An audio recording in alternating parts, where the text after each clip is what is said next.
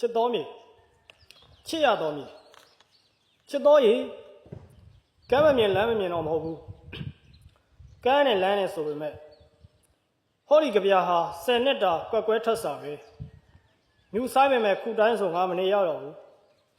စိတ်မန်းတွေဝေးဗတော့တွေပွင့်နေလမ်းရဲ့ငါရေးဘူးတဲ့ကဗျာလိုပေါ့စိတ်မန်းနီလေးကောက်လို့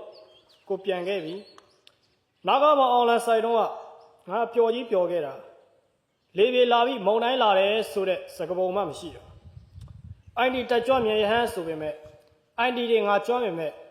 ငါရေးတဲ့ကြပြတစ်ပုဒ်ကြောင့်ငါကျွင်းပြန်ခဲ့ရတယ်လွမ်းစရာရှိနာလာနဲ့ဖြေးတဲ့ငါချစ်ရတဲ့မြေကိုငါမနာစေချင်ဘူးငါလွမ်းရတဲ့ခါမှလည်းငါတကယ်နာရတယ်ငါတို့ကျောင်းတော်ကြီးဟာငါအကိုတွေရေးခဲ့တဲ့ကြပြဒါဆိုရင်ငါတို့ကျောင်းတော်ကြီးဟာငါတို့ကျောင်းပဲ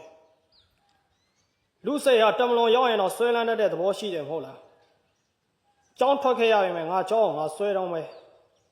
ရောင်လီတန်းနေရစရောင်လီဝင်ခြင်းဆုံးငါဆွဲတော့မယ်ဘောဓချွတ်မရတဲ့မောဂပုရိသတွေဟောဒီကဘာမီမှာရှိတယ်လို့ပဲ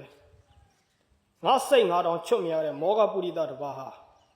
ဟောဒီကဘာမီမှာရှိနေတော့မယ်လက်ရကြိုး